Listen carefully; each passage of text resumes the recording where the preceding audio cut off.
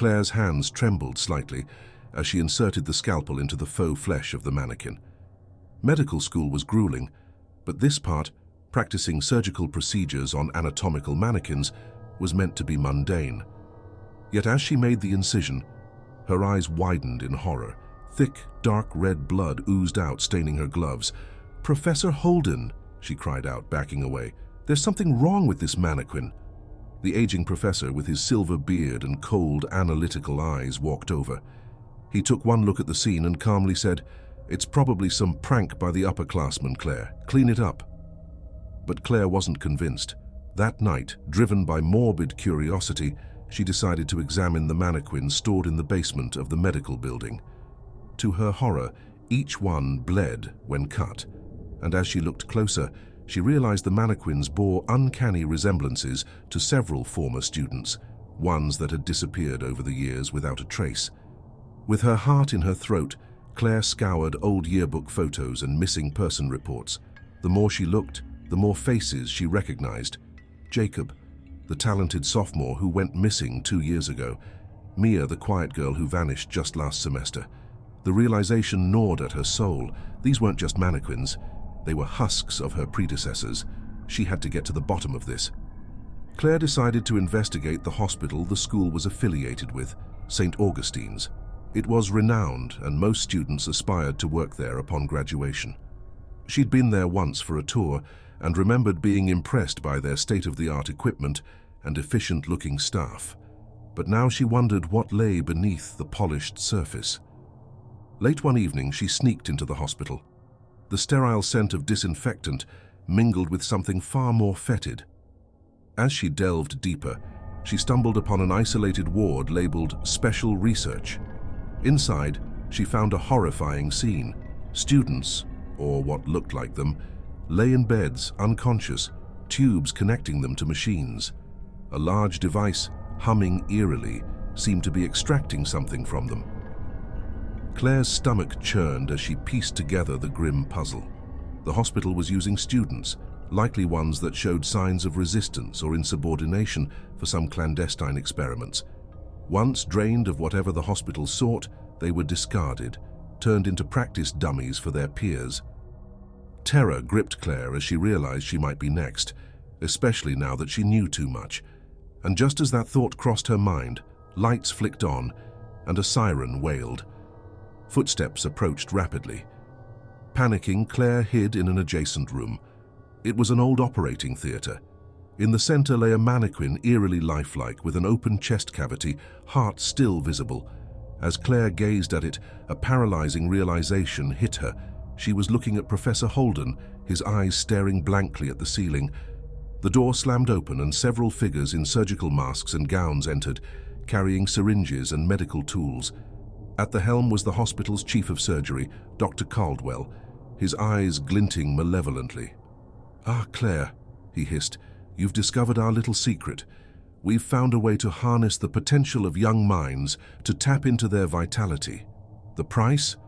Well, as you've seen, it's quite high."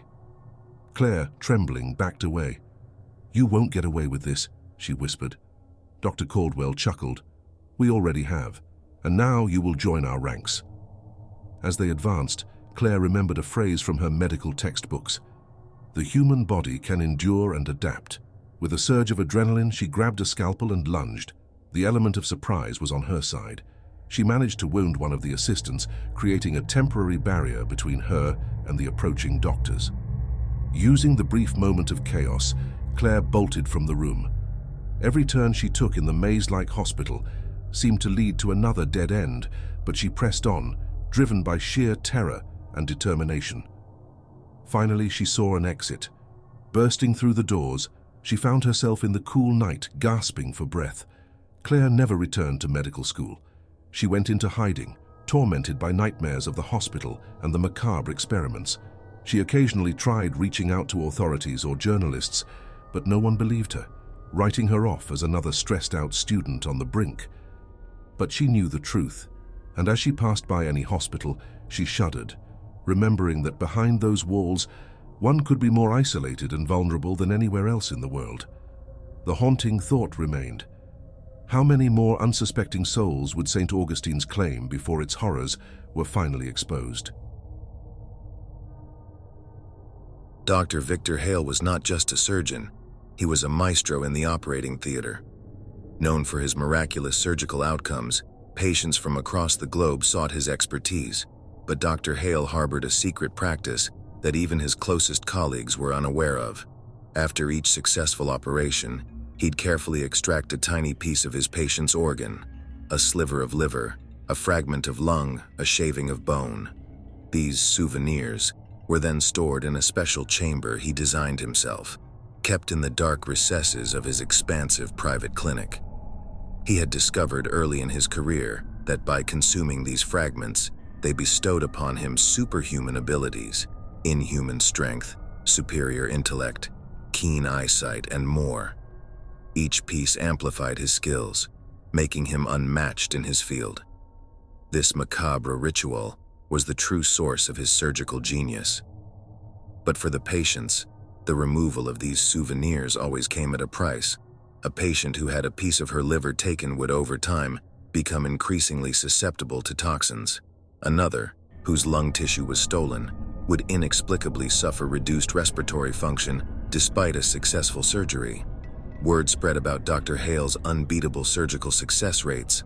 Serena Mitchell, a journalist suffering from a rare heart condition, decided to get her operation done by the esteemed doctor.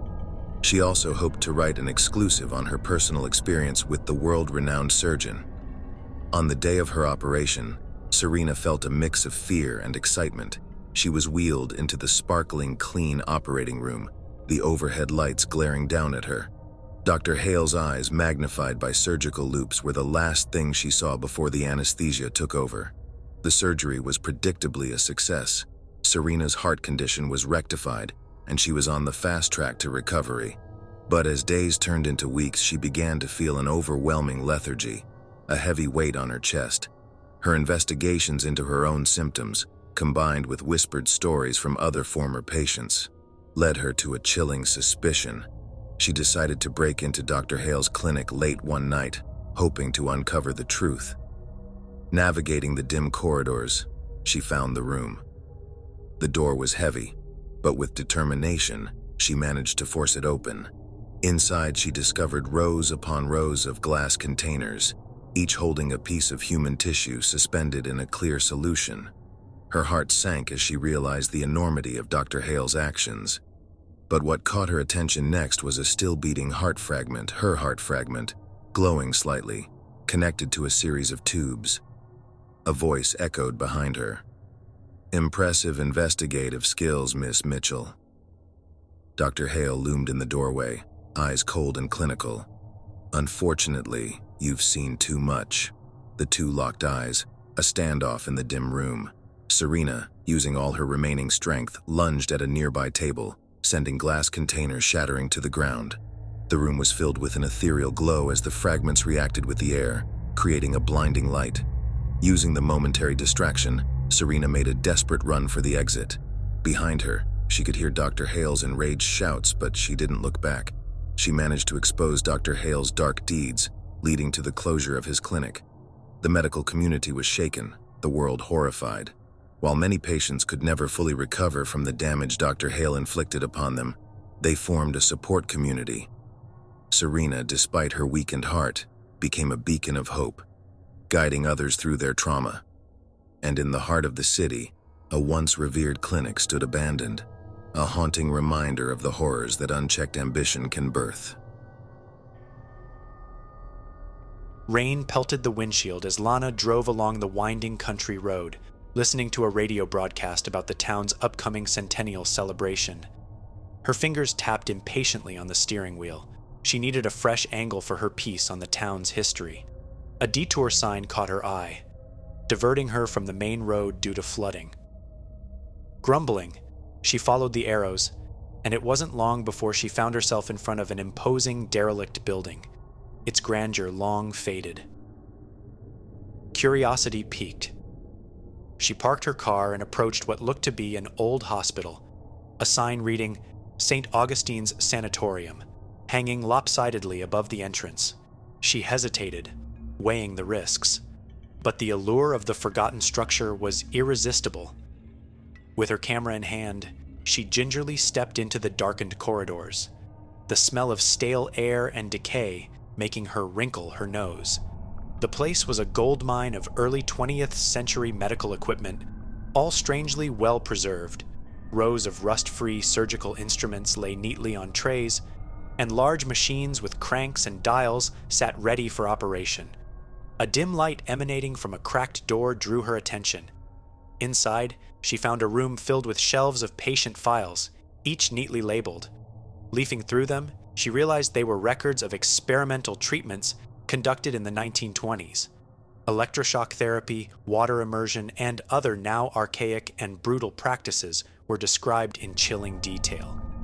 But what caught her attention was the collection of patient photos attached to each file.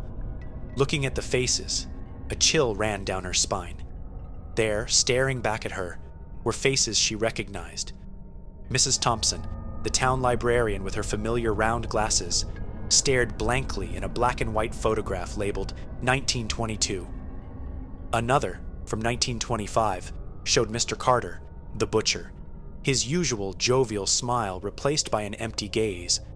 She flipped through more files, each face shockingly familiar, their dates spanning decades before they should have been born.